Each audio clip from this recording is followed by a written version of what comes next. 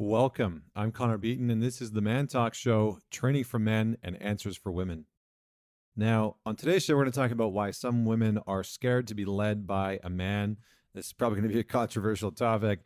Recently, I posted a meme quote up on Instagram that was all about how a man can lead more effectively in a relationship. And for the most part, it was well received. People loved it, and tagging their partners constantly.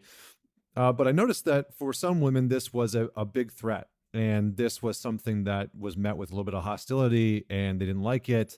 And they didn't like the idea of a man leading in the relationship.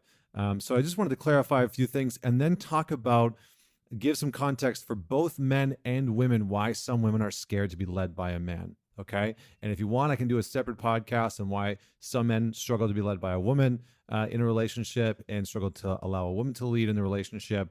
But that's a whole different subject. So first and foremost, a man leading in a relationship does not mean that a woman cannot share in said leadership. Okay. That's not what I'm talking about. There seems to be this misconception on some people's fronts where as soon as we enter into a conversation around a man leading in a relationship, leading his family, leading himself and his health and his life, some women get very defensive and reactive and sort of launch an attack of, well, I don't need a man. I don't need a man to take care of me. I don't need a man to look out for me or to lead me. And it's like, okay, well, maybe you don't, but also how's that going for you, right? Like, I think we have to be a little bit honest here. Men really enjoy leading, right? Leadership is synonymous with trust, right? And I would imagine that a lot of the women that are listening to this podcast enjoy leading as well. This isn't to discredit or diminish your capacity to lead in your life as a woman, in the relationship, in your career, in your business, in your work environment, in your family. This is not taking away a man's capacity to lead, is not taking away your ability to lead your life. Okay. So we're just very clear on that. But for some women, it's very challenging to surrender, to soften into allowing a man to lead. And I see this a lot with the iconic, classic, independent modern woman. And a lot of these independent women struggle to find men that can, quote unquote, keep up with them. I hear a lot of women asking me questions like, why are men so intimidated by me? I hear this all the time. And the truth is, the hard truth that you probably don't want to hear is that it's likely because you will not surrender to him. It's likely because there is a lack of wanting to, and when I say surrender, let me explain this. There's a lack of wanting to soften and allow him to lead, allow him to feel like he has a function and a place in your life. Because ladies, that's what men are craving. And guys, if you haven't sort of pieced this one out yet, if you're feeling conflicted with your partner and you're not really too sure why, but you've sort of identified that it feels like she won't let you lead in certain areas, it's probably because you feel like you don't have a place in her life. It probably feels like she's so independent, she needs nothing from you, and that your role is very unclear. Now, this doesn't mean that we should become codependent on each other. It doesn't mean that we should heavily rely on each other. It simply means that we acknowledge the fact that we all lead very busy lives, and it is convenient for us as a couple when we are in relationships with other people to balance the workload, to balance the load of choices and decisions that we have within our lives on a day-to-day basis. And that some of us are going to be, based on our skill sets, based on our backgrounds, based on our upbringing, based on our confidence and core competencies, some of us will be more proficient at making choices and decisions and leading the relationships in different areas than other people. All right. So for example, one of you, woman or man, might be more competent, more confident, more comfortable with leading the sexual growth and sexual exploration and sexual expansion within the relationship. All right. Now that can be either partner. The other person might be more proficient with leading the finances within the relationship.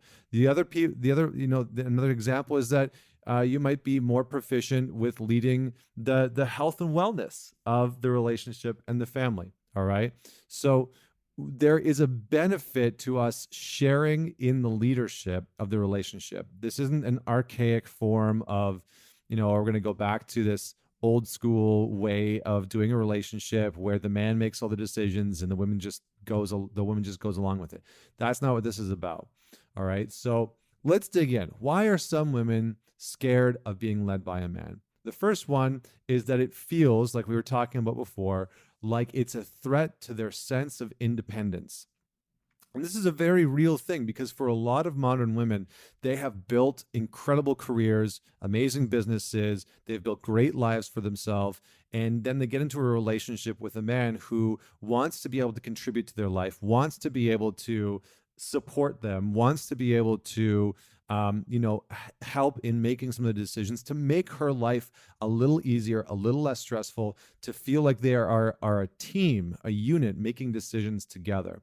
But that can feel very confronting because for a lot of those independent women, maybe they grew up in a household where their mother was constantly telling them, you can't trust a man, you can't rely on a man. Maybe her father was abusive or neglectful or abandoning. And so she heard a lot of messages and narratives growing up that men can't be trusted and that they're just slobs and that they can't be trusted to make decisions. And so there are a lot of women in our modern culture right now that view men as incapable of healthy leadership where the feminine is taken into consideration. And I understand why that's there, because that is true in some cases. There are some men that don't take women's needs, wants, desires, the feminine needs, wants, and desires into consideration. I get that. All right. If you're with one of those men, then, you need to sort that out. Maybe it's not the relationship for you. And guys, if you're one of those guys that doesn't take your, the women in your lives considerations, desires and wants into consideration, then you need to rethink your life. But I would imagine you're probably not tuning into this podcast if you are one of those people. So we're going to move on. Number two, why some women are scared of being led by a man is that they've never known what it's like to have a man lead because they have a wound, probably with their father or their grandfather or a past relationship. Maybe that male figure was abusive. Maybe his anger was wildly out of control. Or maybe, just maybe, she grew up with a pushover man who didn't have any backbone, who allowed manipulation and other forms of verbal or emotional abuse to run rampant in the family. And so she didn't trust a man's leadership because what she grew up with was seeing a man who wasn't capable of taking ownership, who wasn't capable of taking leadership. Now, for the last one, for some women, it's because they've been so hurt by a man that they have allowed, that they have let lead them in the past. And that one's a really deep wound, and it can feel very fresh, so that every time in a relationship that a man is trying to lead and make decisions or lead the relationship to expanding sexually or expanding its communication or having healthier boundaries, maybe that's when she feels the most threatened, because for her, this is a feeling of like, oh, you are trying to manipulate me. You're trying to get me to soften. You're trying to catch me off my guard, and then you're going to cheat, or you're going to lie to me, or you're going to hurt me just like, so-and-so did. So these are just some of the reasons. I'm sure I didn't catch all of them, but these are some of the reasons why some women are afraid to let a man lead within the container of a relationship. So guys, how do we start to interject, start to allow ourselves to take up a little bit more space in the relationship? And how do we start to lead a little bit more effectively and efficiently for our partners? Well, first thing is you have to acknowledge the pain, right? You have to acknowledge that for your partner, she might want to have you lead in certain areas, but it might be really challenging for her. It might not be an easy thing. It might be one of the most challenging things that she's being faced with in her life right now, is the idea of softening and letting you sort of take the reins in certain parts of the relationship and certain parts of your life as a couple.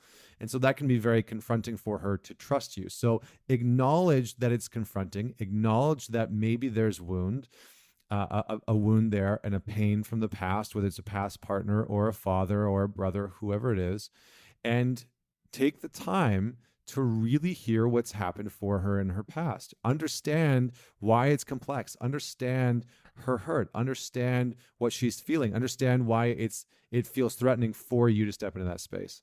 The next thing is that we need to realize as men that your leadership in a relationship is not a replacement for her strength, for her independence, or for her freedom to choose.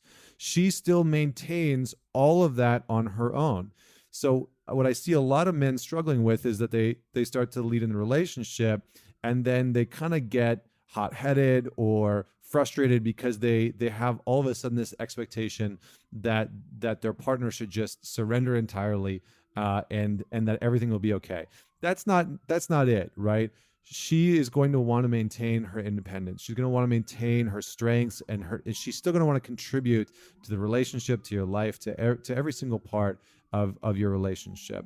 So the next piece is that when you have these conversations with your partner, you need to be able to stay grounded and stay present. If you are having a conversation with your partner about, maybe her past and how she had been hurt from a past partner when he was leading, a lot of guys will get very they'll take it personally, and they'll get maybe offended, or their pain will get in the way, or they'll make it about themselves. And sometimes insecurities will come up in there of like, oh, well, I'm not doing the right thing. I'm not making the right choice. I'm not leading properly. That space when you're having that conversation with your partner is not about you. All right. Try as best as you can to stay grounded, stay present. Whether that means that you meditate beforehand, or do some breath work beforehand, or just very clearly set the intention that conversation is not going to be about you. Allow yourself to really show up and create a powerful place for her to have that conversation. The next piece is accepting her chaos. Now, I know this can sound maybe a little bit confronting to some of the women that are on the podcast that are listening to this, but guys, there's going to be a bit of chaos, right? If you are wanting to step into a space of leading a little bit more in the relationship, of being the one who is creating the direction for some of the growth of the relationship, whether that's the growth of the communication, the growth of boundaries, the growth of sexual exploration, there is going to be a natural period, a natural time where there is some chaos that is coming out of your partner. It's going to be challenging for her, right? And we need to be able to accept that is there, right? It might be hard for her to trust you based on her past or based on yours. Maybe you don't have the best track record of being someone who is trustable, who has proven his own leadership in relationships.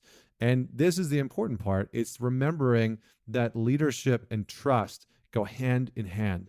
And so what we're really talking about is a woman's capacity to trust a man. And that might be colored by her past relationships, or by your past relationships that you're coming into the relationship with. Lastly, call her out, call her forward with compassion. So if you get to a place where you've had these conversations and she said, yeah, you know what? I do want you to lead. I want you to take care of X, Y, and Z. I want you to just choose on a Friday night what the date looks like. And I want you to plan the whole thing. And I don't want to do a damn thing. I just want to show up, and I want you to have organized all of it. And I'm craving that. I'm desiring it. So you take care of it. If she is not allowing that to happen, if she's getting in the way, I'll give you a perfect example. A couple weeks ago, Vienna said, I just really want you to make dinner. And I was like, okay. And she's like, okay, well, you choose it. Like, you just make it. I'm tapped out. And I was like, okay, great. So I start making dinner, and she is literally standing in the kitchen, looking over my shoulder, critiquing what I'm doing, how I'm cooking the pasta sauce, asking me, if I've done X, Y, and Z. And then she does this little maneuver where she reaches around me and tries to get in between me and the stove. And I was like, babe, I think you need to back off and just allow me to take care of this, right? You requested that I take care of dinner, that I just take the lead on this. Like, you are trying to inject yourself. Go sit on the couch, get out of the kitchen, and let me take care of this. So call her forward with compassion. Remind her that this is something that you've agreed on, and do it in a compassionate way. Do it in a light way. It doesn't need to be met with harshness. It doesn't need to be met with aggression or with a hypercritical nature. Meet that part of her with playfulness and with compassion and with empathy, because for a lot of women, they have had to take care of themselves. They've had to tend to themselves. They've had to really be the only responsible person in their lives, and they are not used to having a man be able to step in and provide and protect and lead in these ways.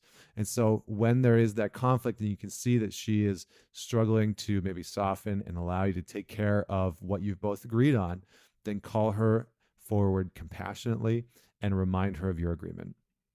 So I hope that you found this to be useful. What I would recommend is listen to this with your partner. Listen to it once on your own, share it with your partner, listen to it with them. And if you have any friends that you think could use this specific episode, definitely share it with them. Don't forget to tag me on whatever platform you share it on, especially on Instagram. I'm all over there right now. And so please feel free to tag me in that and share it with someone that you know will benefit. So thank you so much for tuning in today. This is Connor Beaton signing off.